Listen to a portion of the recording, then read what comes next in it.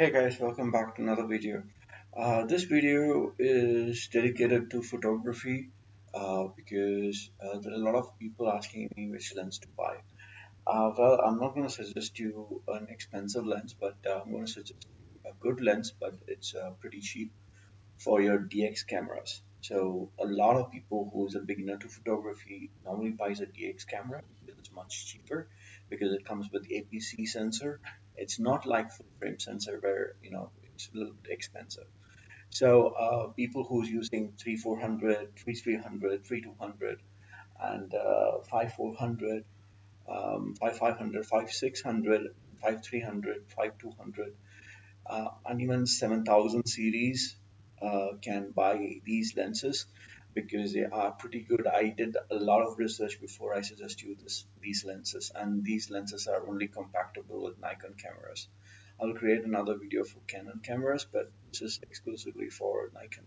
There are other brands which will come into the later picture, like Sigma and other stuff, but these are compatible with Nikon cameras as well. So let me start with this buying guide. But I mean, for the people who has already got the kit lens with the camera, I think kit lens is more or less when you go professional level, you need to sell them and buy some professional lenses. So keeping that in mind, this video has been created. So let me just go down. The first lens we're gonna look at is the wide angle lens. Now we're gonna understand this few concept, like we're gonna see the uses of this lens, the price range, the lens details, and where you can purchase it. The link is also given below. I'm just gonna open the website from Amazon because that's where I order all my items from, because they are pretty trustworthy in terms of handling and shipment. And every time I get a lens from them, it's very perfectly handled while they are shipping it across. So the first lens is the wide angle lens. The wide angle lens is pretty useful in terms of creating a fisheye or creating distortion. As in, like if you see the sides of the picture will be like a little bit curved. So these kind of pictures will be achieved using a wide angle lenses. And wide angle lenses are basically used in nature and architecture and night skies and even in traffic for creating effects. So why you want to use a wide angle lenses is because the minimum starts from somewhere around 4 and it'll go till like 16 So this is anywhere between fisheye and wide angle lenses or super wide angle lenses. So this lens in particular, the one which I'm suggesting you, it's going to cost you around 20 to 25,000. I'm pretty sure it's a good investment. And this is a DX lens. I mean, you can use this on FX cameras as well. It's not a big deal at all. But the thing is, the DX version is much more likely to be going with this lens. And the one I'm suggesting you is from the distance of 10 mm to 20 mm, which means like it's gonna start focusing or start seeing things from 10 mm to 20 mm, and the aperture is gonna be 4.5 to 5.6 G, where you can understand what it is, and it is enabled with a vibration reduction. That's a term we use in Nikon for stabilization. So it's going to come with the default thing. So let me just go over to the website, which is over here. So this is how the lens will look like if you're going to buy that. So you have the 10 over there, and sorry, and then you have the 20 over here. So basically, this is the zoom radius, and you can see it's a P lens. P lens is basically you can see over down there AFP. P is like internal focus motor, which is basically a focus motor which is inside the lens, so the lens won't move here and there when you're focusing it. So the other details are presented over here, and it's a DX lens, as you can see over here. So these are some of the images which was taken using wide angle lenses. Normally, as I said, a lot of people like distortion because the sides of the picture will be a little bit curved. If you're not a fan of it, you can just click the pictures on raw mode and go to Photoshop and remove the distortion. So it's always available. You can still remove it. But anyways, this is the lens I'm suggesting you for wide angle. So yeah, So let's go to the next one, which is basically a prime lens. Prime lens are fixed focal length, which you cannot zoom in. There will be no zoom ring present in the prime lenses. The only ring which is present in the prime lens would be a focus ring. Sometimes you will also have another ring called aperture ring, but that's on the older lens. But nowadays there is no aperture ring coming into picture. So okay, let's go to the uses of prime lenses.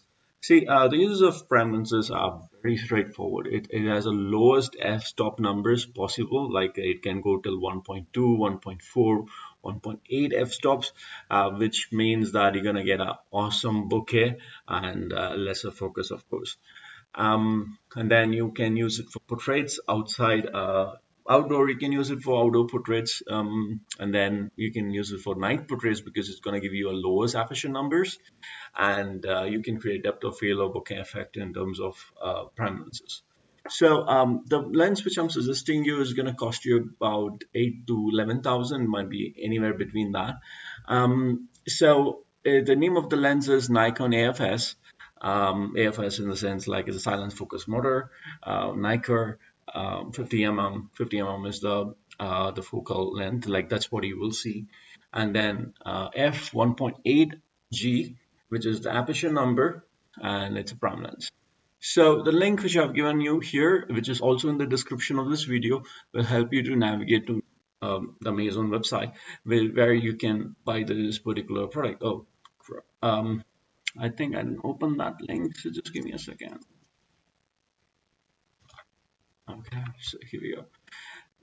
I don't have the internet connected, so yeah, anyways, so that there it goes. I'll just connect it back whenever my power comes back.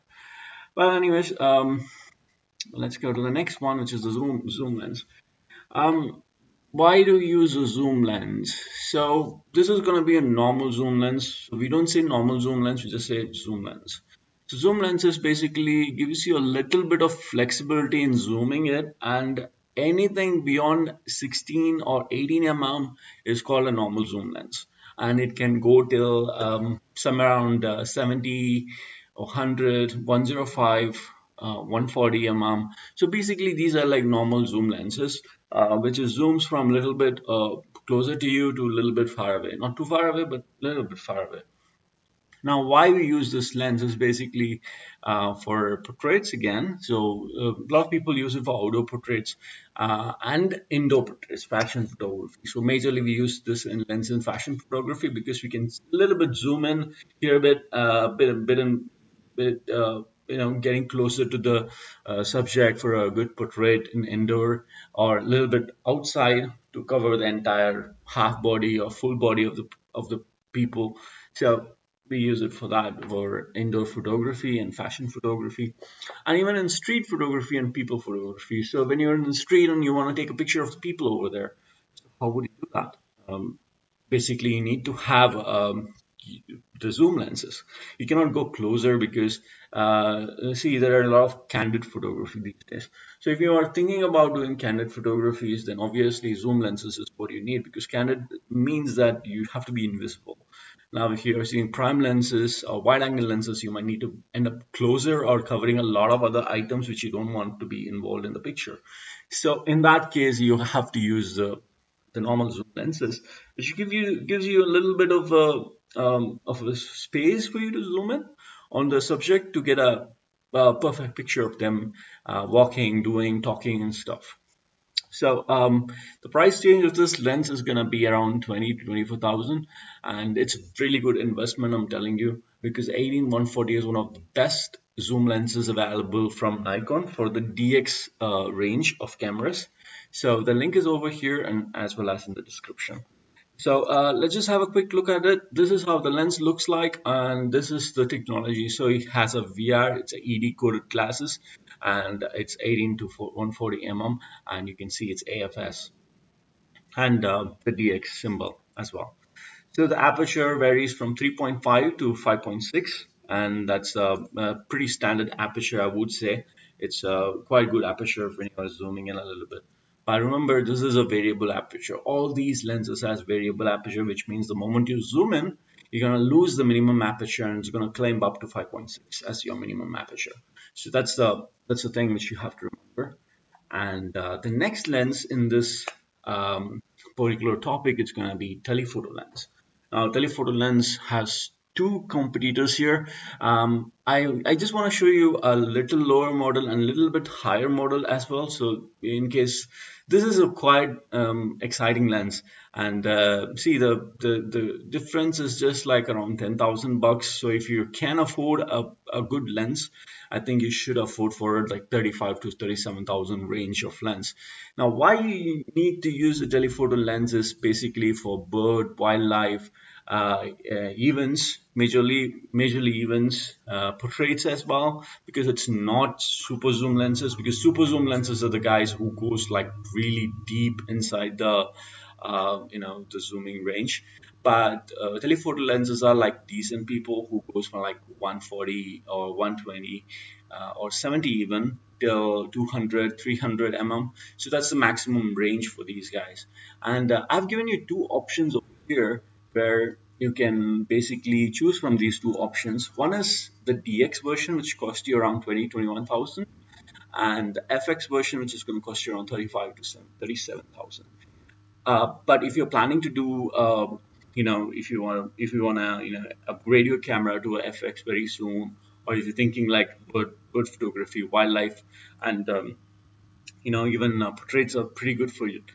So I think you should go for the 35 to 37,000 range one. So I have two lenses over here, as I said you, the DX and the FX lens. The DX lens costs you about 2021, and it's about 55 to 300 mm, and it's gonna be around 4.5 to 5.6 aperture, and it is coated with ED and a VR lens. And this is like the same thing over here, but the zoom radius you see is reduced from 50 to 55 to 70, and it's still 300 on both the sides. The aperture remains the same, and it's the same AFS lens, which is going to be having a fixed motor inside. So all those lenses I'm talking about has a fixed um, autofocus motor inside the lens. So even if your camera doesn't have it, it's fine. So it's going to do autofocus on that because it's going to have it inside the lens. And as I said, it's AFP lenses series, there is an internal focus. So this is going to have internal focus. Internal focus in the sense you will not be able to see the moment of the focusing. So when you focus on any lens nowadays, you will see the lens moves in the front, but IF makes sure that the lens doesn't move on the front. And let's just have a picture of that. So this is the one which is for the DX. This is VR version 1, and this is the one for the one which I said you, the FX one. It's going to cost you around 36,000 at this point of time, and it's a VR2 version, which means the latest version of vibration protection with internal focus, and it's for the FX camera. And you can still buy this and use it on a DX camera as well, so it's not a problem at all. So that's how it is. Let's go to the links, which is going to be listed on your description. So please go ahead and look at it. And the next topic we have here is a very exciting one, which is super zoom lenses.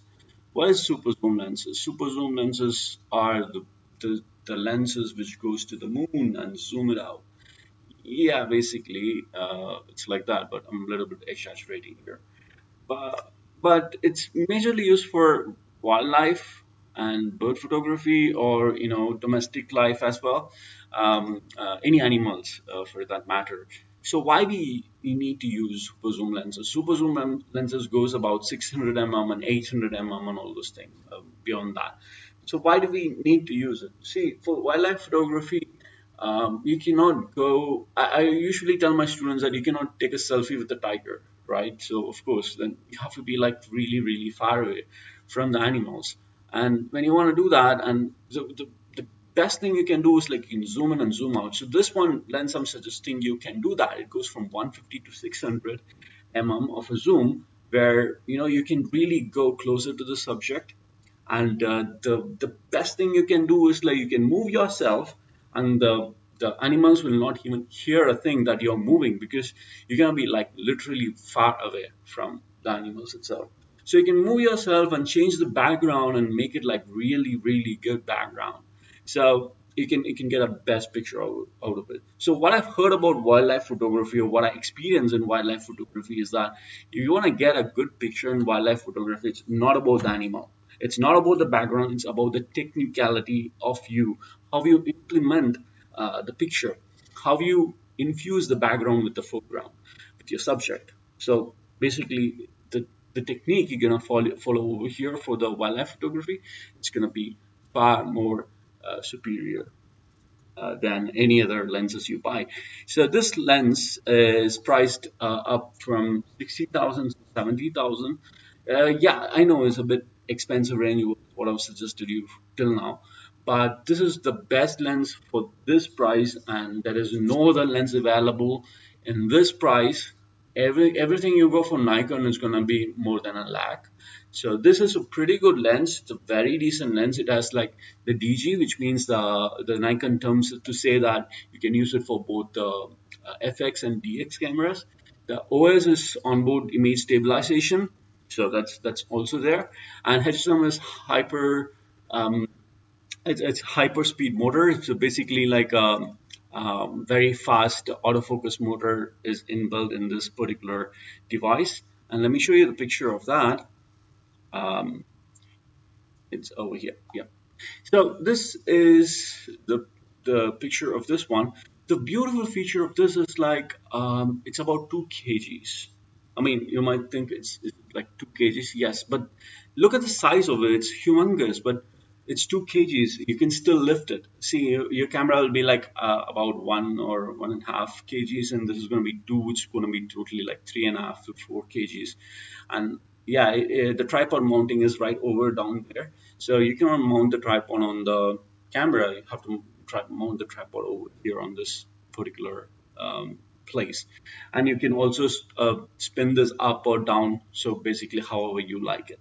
And you have the zoom ring, the focus ring. You can see that the how much meter you're focusing and other stuff.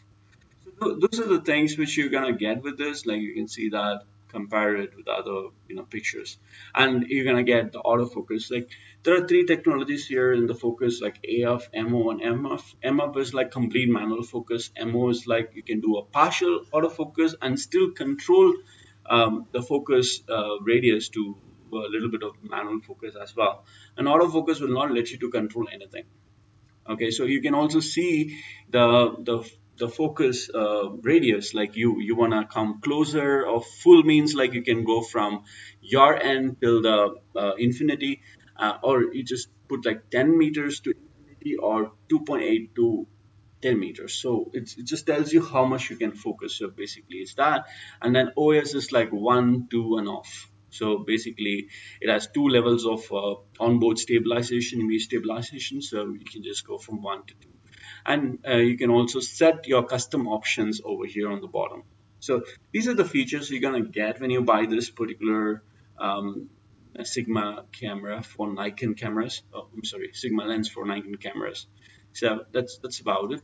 Let me go back to the next section of this, and probably the last one. My micro or macro lenses. So what is this thing, micro or macro lenses? So you use this micro and macro lenses for focusing on a real close object. Now, if you see any of the lenses we discussed before, the maximum meters you can close in focus is like 2.8 or even 2 or something like that. But this one goes beyond that. It goes to 0.168, 0.315. So that, it goes really close. We call it 1:1 focusing range. So if you're gonna subject is gonna be here, your camera can be like right next to it, because the focus can achieve, but with this lenses can be really closer. So the lens I'm suggesting you for this is a macro 40 mm prime lens with a micro capability. I'm sorry. Um, and it's available in the range of 15 to 18,000. The the uses of the lens varies from portraits. You can still use this lens for portraits because, as I said, it uses 1:1 focus. But also, if you go back a little bit, and then your focus can also increase, which means that you will be able to focus on a distant subject as well, which means you can use it for a portrait lens. Rather than going for a prime lens with just prime facility, you can go for a micro lens, which has prime facility of taking up portraits, a lower f-stop number of 2.8, which is like almost 4 stop from 1.8 or 1.4.